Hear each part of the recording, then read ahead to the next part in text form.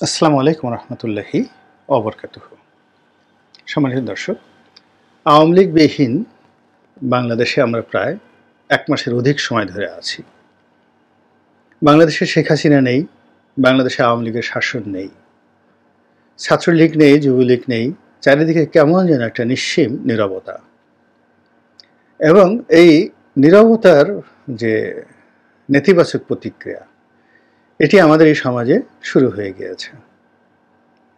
বিশ্ববিদ্যালয় থেকে শুরু করে সচিবালয়, সচিবালয় থেকে শুরু করে পতিতালয়, পতিতালয় থেকে শুরু করে দেবালয়, সব জায়গাতেই জয় বাংলার ঝংকার চলত। কোনো ইমাম কিংবা কোনো পুরোহিতের সাধ্য ছিল না জয় বাংলার বিরুদ্ধে একটা শব্দ উচ্চারণ করে। আবার কোনো রাজপথের দুঃসাহস ছিল না ওই রাজপথে ছাত্রলীগ, যুবলীগ, আওয়ামী লীগের যে পদচারণা, এর বাইরে অন্য কোনো রাজনৈতিক দল বা সংগঠনের পদচারণাকে রাজপথ ধারণ করবে, রাজপথের সেই সামর্থ্য ছিল না। কোকিল জয় বাংলার সুরে কু কু শব্দ করত, টিয়া পাখি, ময়না পাখি, শালিক পাখি থেকে শুরু করে রাস্তার যে নেড়ি কুত্তাগুলো, সেগুলো আওয়ামী লীগের মন মেজাজ বুঝে শব্দ করত। অর্থাৎ কুকুরও আওয়ামী লীগের মন মেজাজ বুঝে ঘেউ ঘেউ করত, এর আগে তারা করত না। তো সেই আওয়ামী লীগের সেই যে মোহনবাসীর সুর, সেই সুর এখন আর নেই। প্রায় ৩৫% আওয়ামী লীগের যারা ভোটার, তাদের যারা নেতা গা ঢাকা দিয়েছেন, লাখ লাখ মানুষ পালিয়ে গেছেন, অনেক বড় আওয়ামী পান্ডারা ধরা পড়েছেন, অনেকে নিখোঁজ বলছেন, অনেকে ব্যাপারে বলছে যে সে গণপিটুনিতে মারা গিয়েছে, খোঁজ পাওয়া যাচ্ছে না অনেকের। তো এরকম একটা দুর্বিষহ অবস্থা যখন চলছে, তখন সত্যিকার অর্থে আমাদের যে রাজনৈতিক ভবিষ্যৎ, এটি কি আওয়ামী লীগ বিরোধী হবে, আওয়ামী লীগ বিহীন হবে, আগামীতে আওয়ামী লীগ কি ফিরে আসবে? এই বিষয়গুলো নিয়ে আমি আমার সাধ্যমতো চুলচেরা বিশ্লেষণ করার চেষ্টা করব।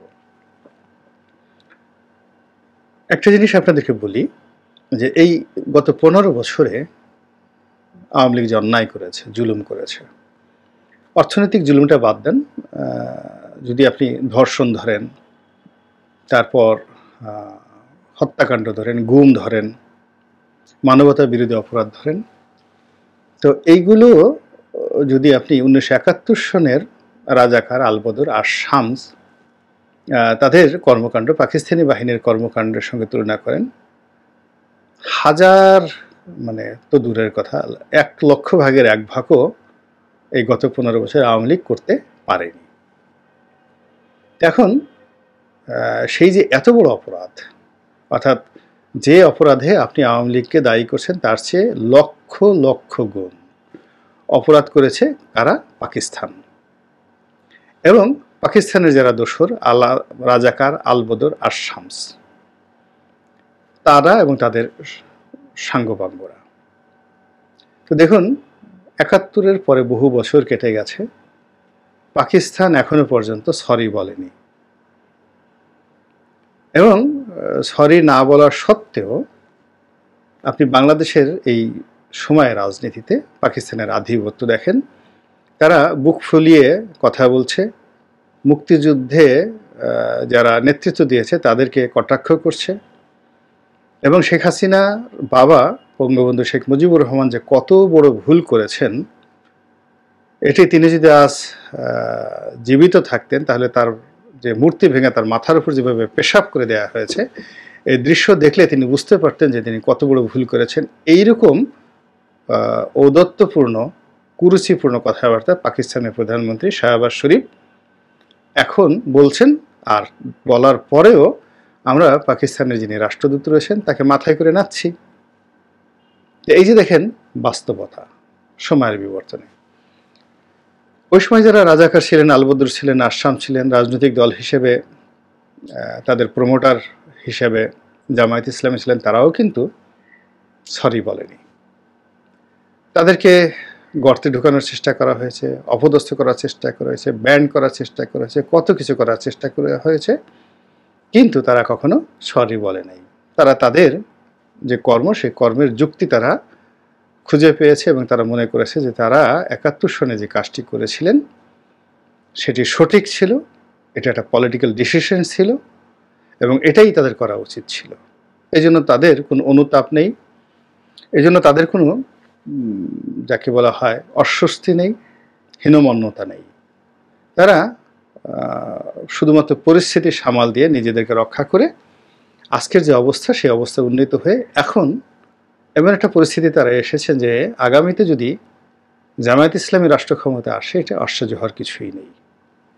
এর কারণ হলো, মানুষ যখন একটা কাজকর্ম করে এবং সেই কাজের উপর সে একেবারে যাকে বলা হয় স্ট্রেইট থাকে যে আমি যেটা করেছি সেটা ঠিক আছে, তখন এক ধরনের পরিবেশ পরিস্থিতি তৈরি হয়। আর মানুষ যখন সরি বলে, ভুল স্বীকার করে, ফিরে আসার চেষ্টা করে, তখন আরেক ধরনের পরিস্থিতির সৃষ্টি হয়।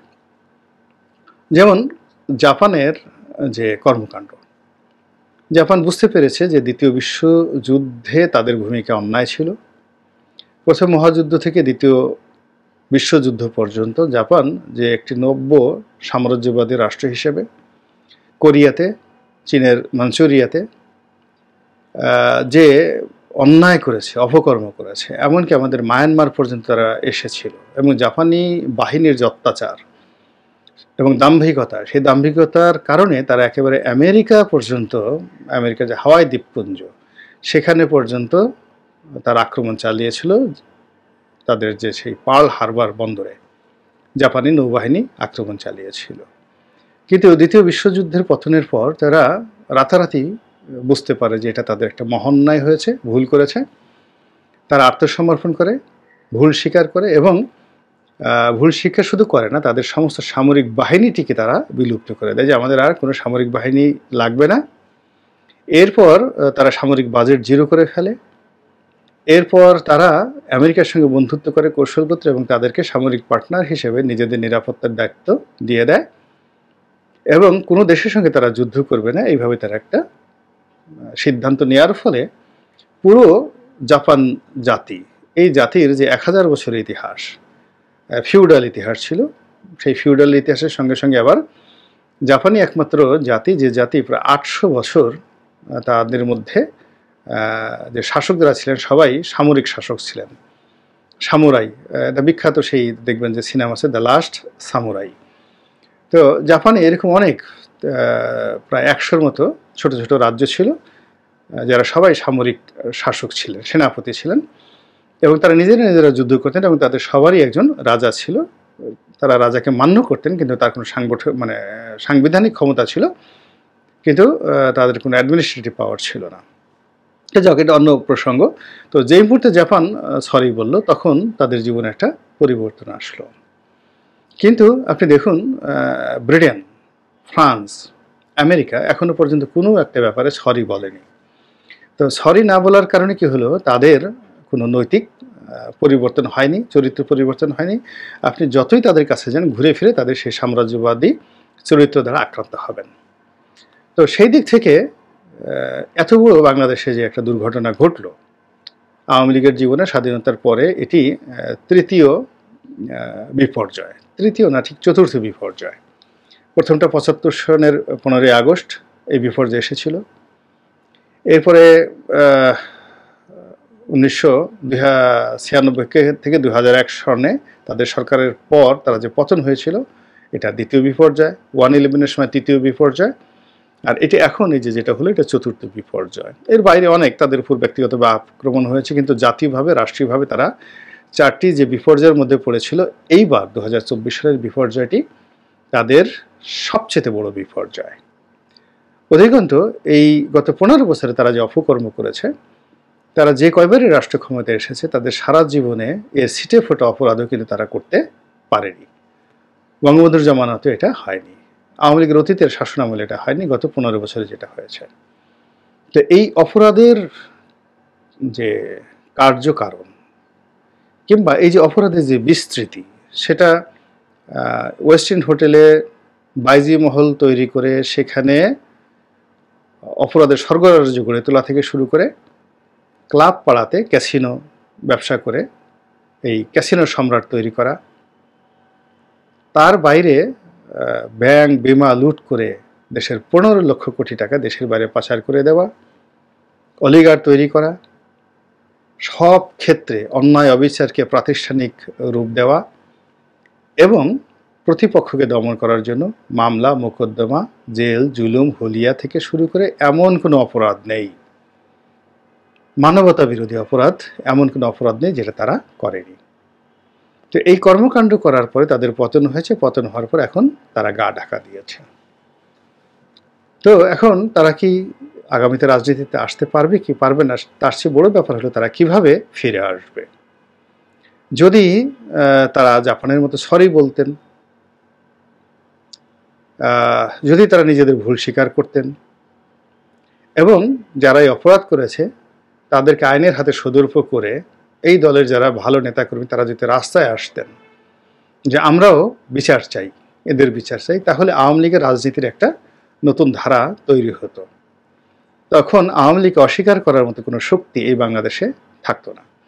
কিন্তু যতক্ষণ পর্যন্ত তারা শেখ পরিবারকে, শেখ হাসিনাকে, তারপরে তার আমলাতন্ত্রকে, সারা বাংলাদেশের চাঁদাবাজ ছাত্রলীগ যুবলীগ তাদের সমস্ত কর্মকাণ্ডকে ওন করবে, সারা বাংলাদেশের 35% ভোটার যারা আওয়ামী লীগ করেন তারা ওন করবে, ততদিন পর্যন্ত আমাদের জন্য একটা থ্রেট থেকে যায় যে তারা ফিরে যদি আসে, ফিরে তো অবশ্যই আসবে, তারা যদি ফিরে আসে তাহলে এই যে তাদের যে ক্রোধ, এই সময়টিতে তারা যে অন্যায় এবং অপকর্ম করেছে সেইগুলো বহু বহু গুণ প্রতিহিংসা নিয়ে, জুলুম নিয়ে, অত্যাচার নিয়ে এবং আরও মন্দ দৃষ্টান্ত নিয়ে এই জাতির উপর চেপে বসবে এবং তাদের প্রতিপক্ষের জন্য, বিএনপি জামাতের জন্য আজরাইল হিসেবে তারা আগামী দিনে আসবে। বোঝার চেষ্টা করুন, যদি জামাত অতীতে যে কর্মকাণ্ডগুলো তারা করেছে 71 সনের আগে এবং পরবর্তীতে তাদের স্বাধীন বাংলাদেশে যে ভুল এবং ভ্রান্তিগুলো হয়েছে, একটা সিঙ্গেল জায়গাতে কিন্তু জামাত কখনো সরি বলেনি। ফলে জামাতের সেই 20 বছর আগের, 30 বছর আগের, 40 বছর আগের, 50 বছর আগের জামাত কিন্তু সবচেয়ে পুরনো দল, আওয়ামী লীগের চেয়ে পুরনো দল। ফলে তাদের মধ্যে কোনো রকম পরিবর্তন নেই। আপনি ফান্ডামেন্টাল বলেন, আপনি র্যাডিক্যাল বলেন, আপনি লজিক্যাল বলেন, যা বলেন না কেন, জামাত 47 সনে যেমন ছিল এখনও জামাত তদ্রূপ আছে। 43 সনে জামাত যে পর্যায়ে ছিল 2023 সনে জামাত সেই পর্যায়ে আছে, বিকজ তারা তো কখনো সরি বলেনি, নিজেদেরকে মনেই করেনি যে তাদের কোনো কিছু অন্যায় হয়েছে বা তাদের কোনো কিছু পরিবর্তন বা পরিবর্ধন করা দরকার। তাদের নেতা নির্বাচন, তাদের রাজনৈতিক কর্মকাণ্ড, তাদের বিশ্বাস, ধর্মীয় বিশ্বাস, অনুভূতি এবং সব কিছু তারা মনে করছেন যে আবুল আলা মওদুদি সাহেব যেভাবে করে গেছেন, বলে গেছেন, একেবারে পারফেক্টলি স্টিল এটা বাংলাদেশে এখন পর্যন্ত প্রযোজ্য। ফলে আপনি জামাতের কর্মকাণ্ডের মধ্যে এই যে এখন দেখুন তারা মুভমেন্ট করছে, আপনি একটু পরিবর্তন দেখতে পাবেন না। একইভাবে বিএনপির কথা বলি, বিএনপির জীবনে সেই 1-11 দুর্বিষহ হয়ে আসে এবং বিএনপির শেষ জমানা 2001 থেকে 2006 সন পর্যন্ত, সেই সময়টাতে তাদের বিরুদ্ধে যে অভিযোগ, সেই অভিযোগগুলো নিয়ে 2007 থেকে আজ অবধি বিএনপির নেতাকর্মীরা কেউ বলেনি যে এটা ভুল হয়েছে, অন্যায় হয়েছে, জুলুম হয়েছে এবং এই কাজগুলো ভবিষ্যতে করা যাবে না এবং এই কাজ যারা করেছে তাদের কারোর সঙ্গে বিএনপির কোনো সম্পর্ক নেই, এই কথাগুলো বলেনি। না বলার কারণে কি হচ্ছে, বিএনপির শীর্ষ পর্যায়ের নেতারা তারা যতই নিজেদেরকে ভালো বলুন না কেন, তৃণমূল পর্যায়ের বিএনপির নামধারী বা বিএনপি করে কিন্তু মনে মনে খারাপ চিন্তা করে, বিএনপি করে কিন্তু ভবিষ্যতে মন্ত্রী এমপি হতে চায় না, সে চাঁদাবাজ হতে চায়, মানে একটা দলের মধ্যে তো নানা রকম খারাপ লোক আছে। তো সেই মানুষগুলো বিএনপির মধ্যে যারা বিএনপির নাম বিক্রি করে, বিএনপি দল করে কিন্তু মনে মনে তারা খারাপ চিন্তা করে, সেই মানুষগুলো এই গত 1 মাসে কি কর্মকাণ্ড করেছে, এই কর্মকাণ্ড তারা করেছে যার দায় বিএনপিকে নিতে হচ্ছে। এর একমাত্র কারণ হলো বিএনপি এখনো পর্যন্ত তাদের অতীতের ভুলগুলো স্বীকার করেনি এবং সেই ভুলের যে সমস্ত খারাপ লোক আছে তাদেরকে বিচারের আওতায় বিএনপি আনেনি, তারা এখনও বহাল তবিয়তে আছে। ফলে কি হচ্ছে, বিএনপির যে শ্রেণী, সেই শ্রেণীর পরিবর্তন হয়নি। ফলে বিএনপির মতো রাজনীতি করছে, এর বাইরে জামাত বলে ফেলছে যে এক জালেমের পরিবর্তে যদি আরেক জালেম আসে তাহলে আমাদের কি।